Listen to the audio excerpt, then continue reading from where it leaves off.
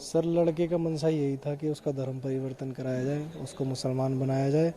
तो इसका यही मकसद था सर। जब वो नहीं मानी, उसने पूरा गन पॉइंट पे उसको रखा और वो तब भी नहीं डरी। गन पॉइंट से भी उसको अपहरण करने की कोशिश की, वो तब भी नहीं मानी, तो उसको उसने गोली मार दी। यही तो दुर्दशा है सर कि हमें न्याय के लिए बैठना पड़ रहा है। हमने वोट बैठने के लिए नहीं दिया सर, हमने वोट इसलिए दिया कि न्याय हमारे घर तक अपने आप आए चल के, हमें किसी को बताना ना पड़े, हमें प्रशासन जाम ना करना पड़े।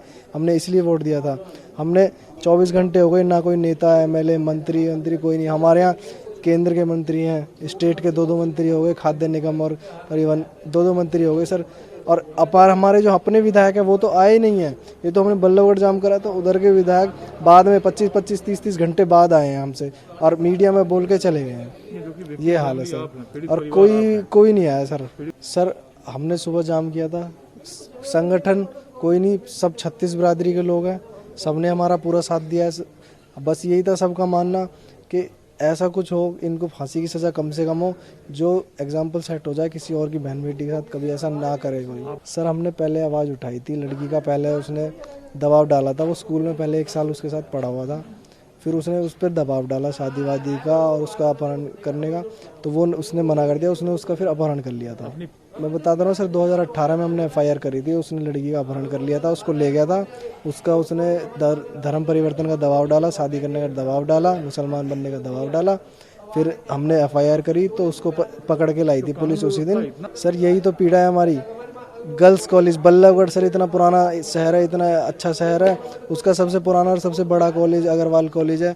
लड़कियां उसमें बहन बेटियां सुरक्षित नहीं महसूस कर पा रही हैं। 1000 1500 लड़कियां पेपर दे के बच्चे निकलते हैं, उनके पास एक पुलिस वाला तक नहीं खड़ा हुआ। सर बताओ, 1000 1500 बच्चे हैं, देश का यूथ है, देश का फ्यूचर है, वो लोग देश को चलाएंगे आगे चल के। उसके सर वो लड़के का ही कॉल करती थी, लड़की ने लड़के का ही बताया था कि भाई ये भी कॉल करता है। और बाकी अगर इतना, मुझे तो इतना ही बताया था सर, बाकी अगर कुछ होगा तो वो आपको डीप में हमारे मामा से। हमारी आगे की जो प्लान है, हमने अपनी कुछ मांगे रखी थी प्रशासन से, तो प्रशासन ने अभी हमें आश्वासन दिया है कि वो मांगे हमारी पूरी होंगी।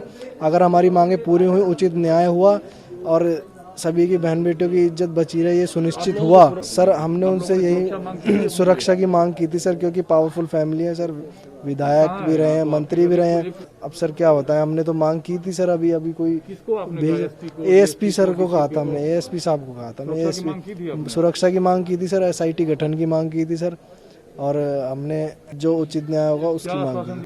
उन्होंने बोला था कि हम आपकी सुरक्षा भी सुनिश्चित करेंगे, आपके पास पुलिस वाले भी रहेंगे।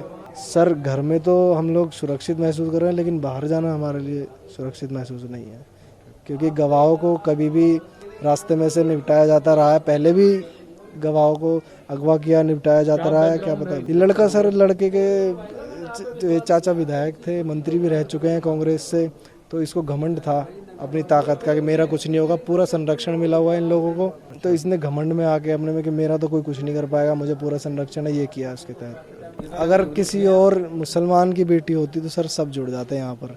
हमारी हिंदू की बेटी है, ऊपर से स्वर्ण समाज की है, तो कोई पूछने नहीं आ रहा इसलिए।